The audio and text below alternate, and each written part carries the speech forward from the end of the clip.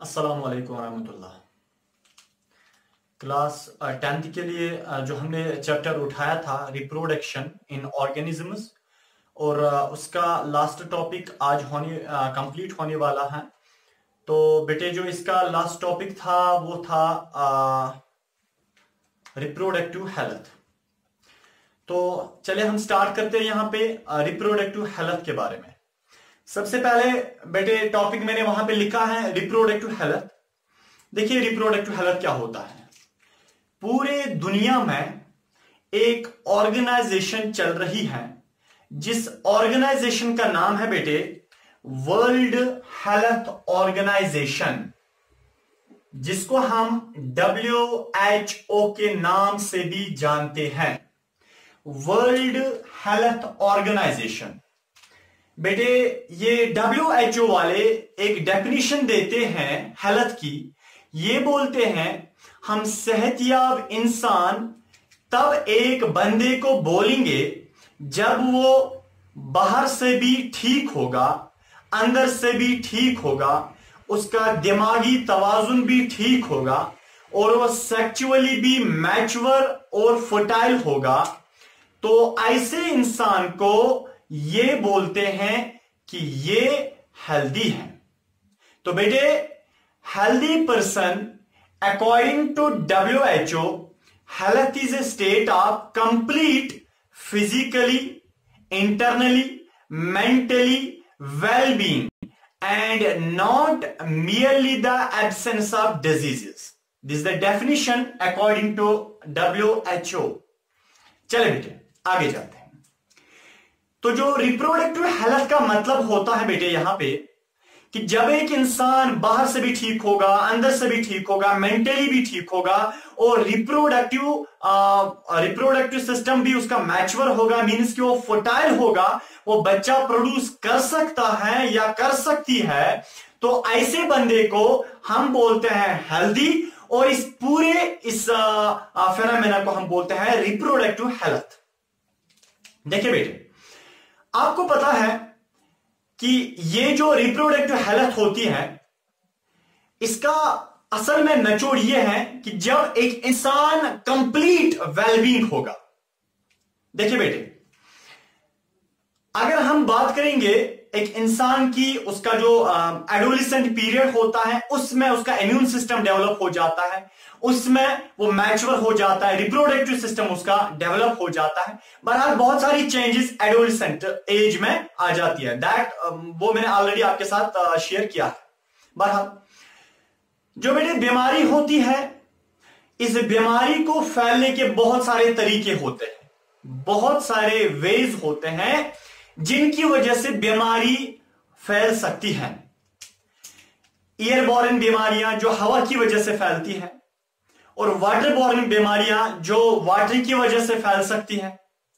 तो बेटे इसी तरह एक किस्म की बीमारियां ऐसी होती हैं जो सेक्सुअली फैल सकती हैं। मेरा मतलब यहां पे यह है अगर एक बंदा सेक्स करेगा, मींस कि एक बंदा सेक्सुअल इंटरकोर्स करेगा दूसरे बंदे के साथ, तो अगर एक बंदे में बीमारी होगी और वो दूसरे बंदे के साथ यानी कि सेक्सुअल इंटरकोर्स करता है, मैटिंग करता है, सेक्स करता है, तो बेटे याद रखिए तो दूसरा बंदा जो ठीक था अगर इसमें भी वही बीमारी लग गई जो बीमारी उसमें थी जिसके साथ इसने सेक्स की, तो बेटे इस बीमारी जो फैली सेक्स करने की वजह से, इस बीमारी को हम बोलते हैं सेक्सुअल ट्रांसमिटेड डिजीज या सेक्सुअली ट्रांसमिटेड डिजीज, STDs। ठीक है, तो बेटे STD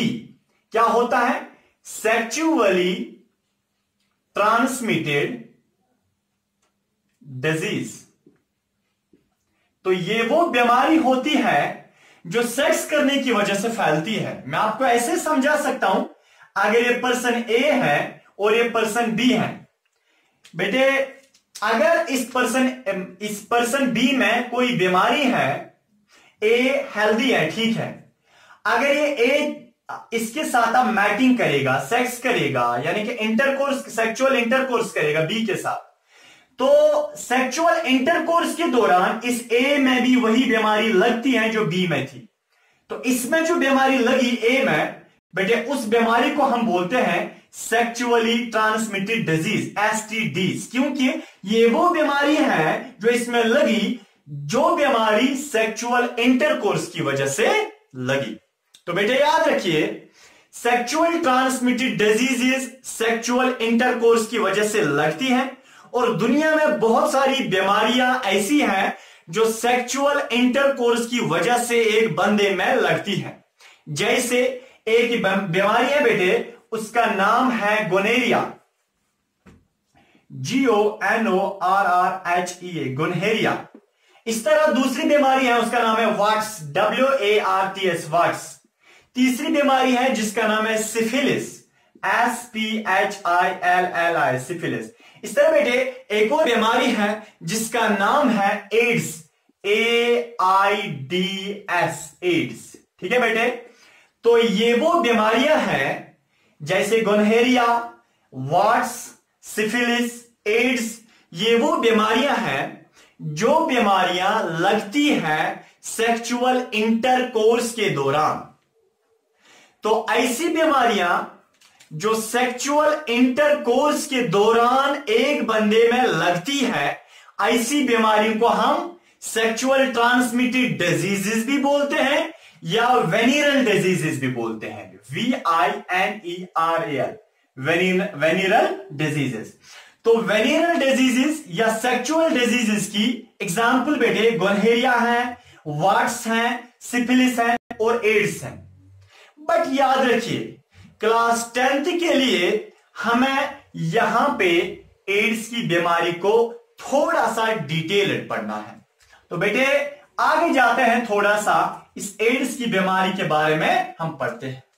देखिए AIDS, एड्स, याद रखिए बेटे, एड्स एक सेक्सुअल ट्रांसमिटेड डिजीज है या वेनिरल डिजीज है। इसका मतलब है ये सेक्सुअल इंटरकोर्स के दौरान लगती है। अगर एक बंदे में एड्स की बीमारी है और दूसरा बंदा इस एड्स पेशेंट के साथ सेक्सुअल इंटरकोर्स करेगा, सेक्स करेगा, मैटिंग करेगा, तो उस बंदे में भी ये एड्स की बीमारी लग सकती है। ठीक है बेटे, आगे जाते हैं। जो एड्स है बेटे, इसका जो फुल फॉर्म है वो है acquired, ACQUIRED, acquired amino, IMMUNO, amino deficiency, DEFICIENCY, deficiency syndrome, acquired amino deficiency syndrome, ये एड्स की बीमारी की फुल फॉर्म है बेटे।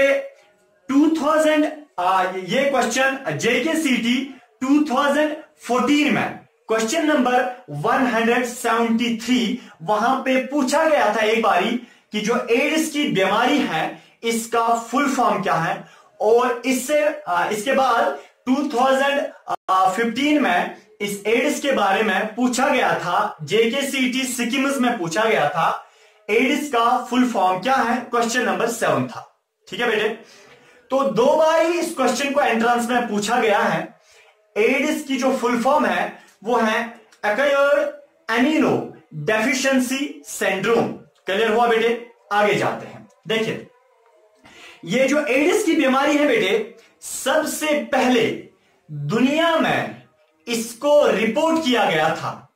इसका मतलब यह है जो बेटे आजकल जो पैंडेमिक सिचुएशन कोविड-19 की चल रही है, जो कोरोना वायरस डिजीज है कोविड-19, इसको सबसे पहले रिपोर्ट किया गया, मेरा मतलब है इसको सबसे पहले देखा गया चाइना के एक इलाके में, एक एरिया में जिसका नाम है वुहान, एक चाइना में एक इलाका है, वहां पे 2019 में कोविड-19 डिजीज को रिपोर्ट किया गया है।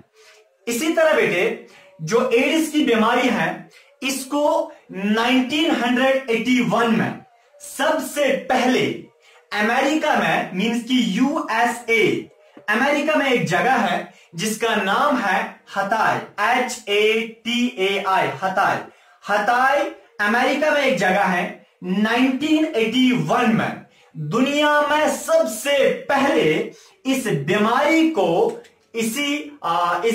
को देखा गया है। ठीक है, एड्स की बीमारी को सबसे पहले 1981 में यूएसए में एक जगह आता है, वहां पे इसको रिपोर्ट किया गया है। उसके बाद 1986 में इंडिया में इसको देखा गया है, और जिस जगह का नाम है चेन्नई इंडिया में एक जगह है, वहां पे इस बीमारी को देखा गया 1986 में।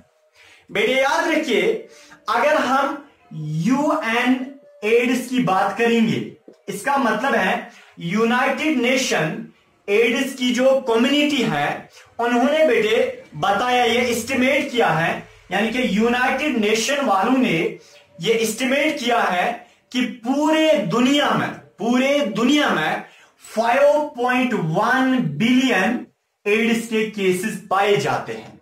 2004 तक ये सेंसस देखी गई थी। इसका मतलब यह है कि यूनाइटेड नेशन एड्स कम्युनिटी ने 2004 तक ये एस्टिमेट किया था कि दुनिया में 5.1 बिलियन एड्स के केसेस पाए जाते हैं। ठीक है बेटे, इतना आपको समझ आया। अब देखिए, इंडिया में बेटे सबसे ज्यादा ये केसेस एड्स के पाए जाते हैं। दुनिया में उतने ज्यादा केसेस कहीं पे नहीं है जितने केसेस इंडिया में है, और इसीलिए इंडिया को एक ताज पहनाया गया है एड्स के हवाले से, यानी कि इंडिया को जाना जाता है एक नाम से वर्ल्ड कैपिटल ऑफ एड्स, कि पूरे दुनिया की एड्स का मरकज इंडिया को समझा जाता है। इसीलिए क्योंकि इसमें सबसे ज्यादा केसेस पाए जाते हैं इंडिया में। बेटे याद रखिए, ये इंडिया को एक ताज पहनाया गया है, यूएन वालों ने पहनाया है, क्योंकि सबसे ज्यादा केसेस इसमें इंडिया में पाए जाते हैं। क्लियर हुआ? चले बेटे, अब देखिए, ये एड्स की बीमारी जो है बेटे, इसको करने वाला कौन है? मेरा मतलब है, कुछ बीमारियों का पीछे एक बैकग्राउंड होता है, कॉजेटिव एजेंट। जैसे आजकल, पहले ही मैंने बताया, आजकल एक पैंडेमिक चल रहा है कोविड-19, यानी कि एक बीमारी है कोविड-19, एक बीमारी का नाम है।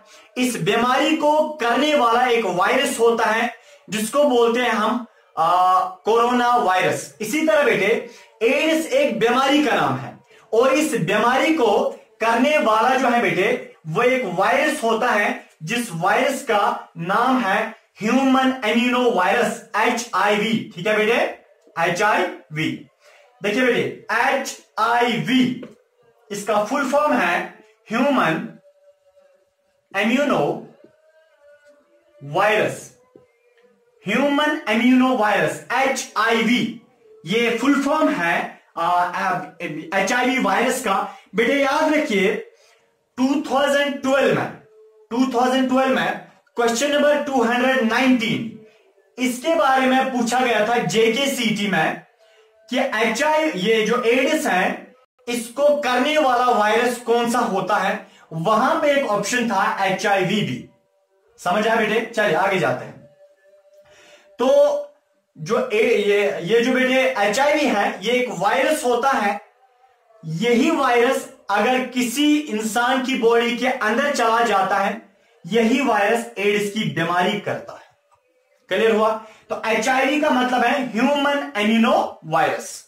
क्लियर हुआ बेटे? चलिए अब देखिए, अगर हमें ये चीज देखनी हो कि एक इंसान में क्या ये HIV पाया जाता है या नहीं पाया जाता है, तो बेटे उसके लिए एक टेस्ट करना होता है, जिस टेस्ट का नाम है ELISA। ठीक है, एंजाइम लिंक्ड इम्यूनोसॉर्बेंट एसे, ये एक टेस्ट होता है। याद रखिए बेटे, ELISA test, enzyme linked immunosorbent एसे।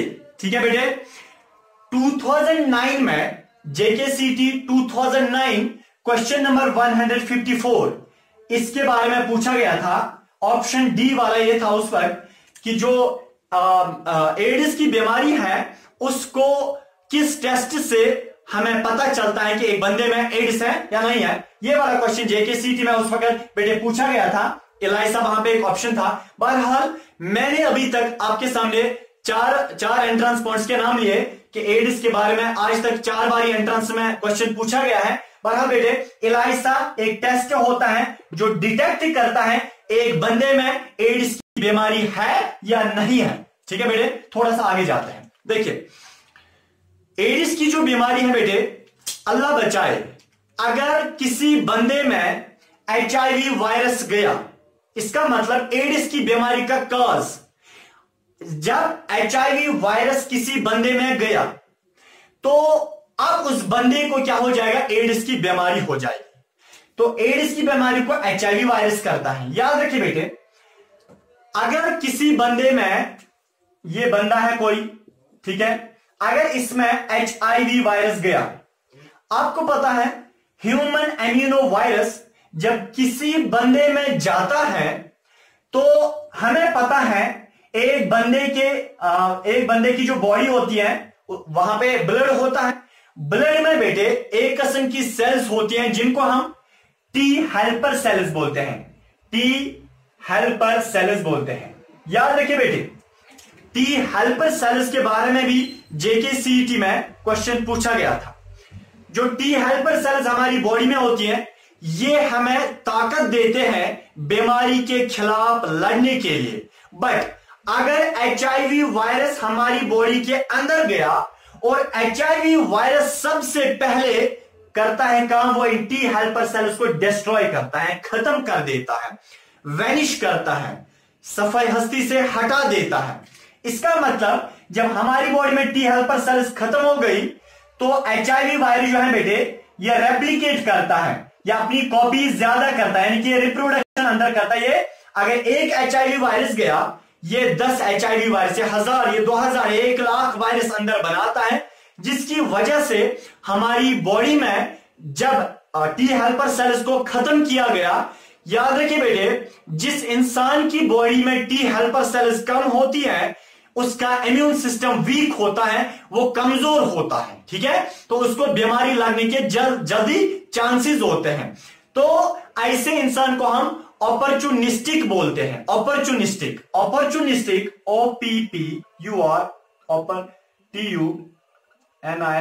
ऑपर्चुनिस्टिक ये वो बंदा होता है जिसका इम्यून सिस्टम कमजोर होता है, जिसको जल्दी बीमारी लगने के चांसेस होते हैं। तो मैं बता रहा था बेटे, जब HIV वायरस बॉडी के अंदर गया, HIV virus T helper cells को मार देता है, जिसकी वजह से इम्यून सिस्टम कमजोर हो जाता है और वायरस को चांस मिलता है कि वो ज्यादा अपनी कॉपीज बनाता है, ज्यादा अपने बच्चे बनाता है, जिसकी वजह से पूरे ब्लड में HIV वायरस फैल जाता है। जब पूरे ब्लड में HIV वायरस होता है तो ऐसे बंदे को हम बोलते हैं इसमें एड्स की बीमारी है। तो एड्स की बीमारी का मतलब असल ये होता है कि जब ब्लड में HIV वायरस होता है। तो बेटे याद रखिए, अगर हमें इस एड्स से बचना है तो बेटे सेक्सुअल इंटरकोर्स के दौरान जब हम मैटिंग करेंगे, जब हम सेक्सुअल इंटरकोर्स करेंगे, जब हम सेक्स करेंगे, उस वक्त एक बंदे को चाहिए कि वो कॉन्ट्रासेप्टिव्स का इस्तेमाल करे। ये चीज कॉन्ट्रासेप्टिव मैंने ऑलरेडी डिस्कस की थी आपके साथ। क्या मतलब, जब एक इंसान यानी कि सेक्सुअल इंटरकोर्स करेगा उस वक्त एक बंदे को चाहिए वो कॉन्डम का इस्तेमाल करे या फेमडूम का इस्तेमाल करे, ताकि ये एक बैरियर होता है, जो वायरस है वो ट्रांसफर एक बॉडी से दूसरी बॉडी में ना जाए। तो बेटे इसी के साथ this was the end of this topic and also the end of this chapter. I want to see you in next chapter. Thank you.